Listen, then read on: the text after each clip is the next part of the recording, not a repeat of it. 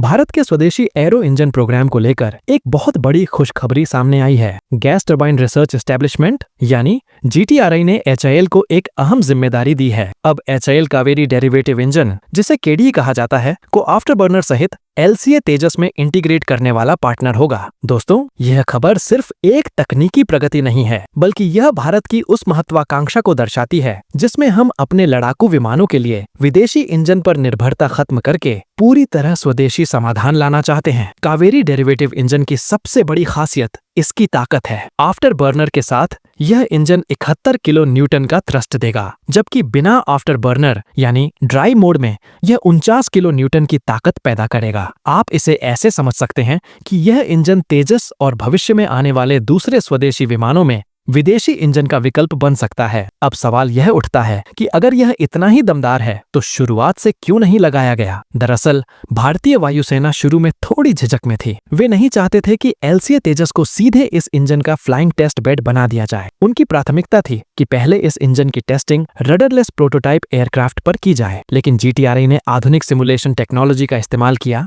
और वायुसेना को दिखाया कि यह इंजन तेजस प्लेटफॉर्म पर सुरक्षित तरीके से टेस्ट किया जा सकता है। इन डिटेल्ड सिमुलेशंस के बाद वायुसेना को भरोसा हुआ और उन्होंने मंजूरी दे दी। यह मंजूरी किसी साधारण उपलब्धि से कम नहीं है। यह GTRI की डिजाइन और टेस्टिंग प्रक्रिया की परिपक्वता को दर्शाती है। अब जब इंजन तेजस में लगाया जाएगा तो 1 साल तक टेस्ट साइकिल चलेगा। पहले ग्राउंड ट्रायल्स होंगे, फिर टैक्सी ट्रायल्स और उसके बाद असली फ्लाइट ट्रायल्स शुरू होंगे। दोस्तों, इस उपलब्धि से उत्साहित होकर GTRI का अगला लक्ष्य और भी बड़ा है। वे अब 90 किलो न्यूटन क्लास का इंजन बनाने पर काम कर रहे हैं। यह नया इंजन आज के तेजस MK1A में लगे 84 किलो न्यूटन के GF404 इंजन को रिप्लेस कर सकता है। अगर यह मिशन सफल हो गया तो भारत का रक्षा क्षेत्र एक नए युग में प्रवेश करेगा। थोड़ा पीछे चलते हैं। कावेरी इंजन प्रोजेक्ट की शुरुआत 1980 के दशक के आखिर में हुई थी। उस समय सपना यह था कि भारत अपने लड़ाकू विमानों के लिए खुद इंजन बनाएगा, लेकिन शुरुआती सफर आसान नहीं था। इंजन का थ्रस्ट आउटपुट, रिलायबिलिटी और परफॉर्मेंस जैसे मुद्दों की वजह से प्रोजेक्ट बहुत पीछे चला गया। तेजस के लिए भारत को मजबूरी में अमेरिकी कंपनी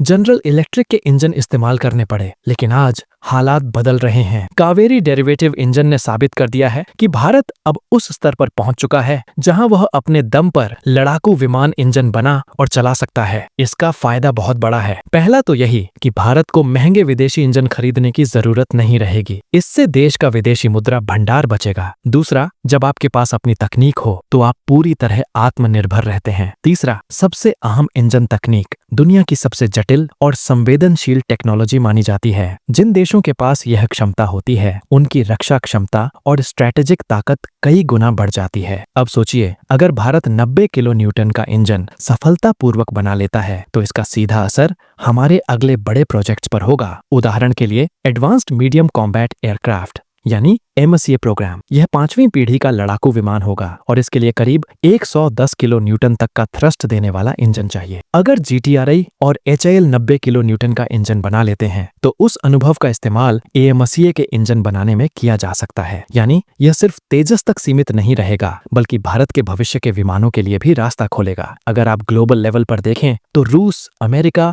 और यूरोप जैसे गिने चुने देशों के पास ही फाइटर जेट इंजन बनाने की क्षमता है। ऐसे में भारत का इस दिशा में कदम रखना वाकई एक बड़ी स्ट्रैटेजिक जीत है। आज के समय में तकनीकी आत्मनिर्भरता ही किसी देश की असली ताकत है और कावेरी डेरिवेटिव इंजन की सफलता भारत को आत्मनिर्भर भारत के लक्ष्य के और भी करीब ले जाएगी। आने वाले समय में अगर यह इंजन तेजस और अन्य स्वदेशी विमानों पर ऑपरेशनल हो गया, कावेरी डेरिवेटिव इंजन का यह नया अध्याय भारत की रक्षा कहानी में मील का पत्थर साबित होने वाला है।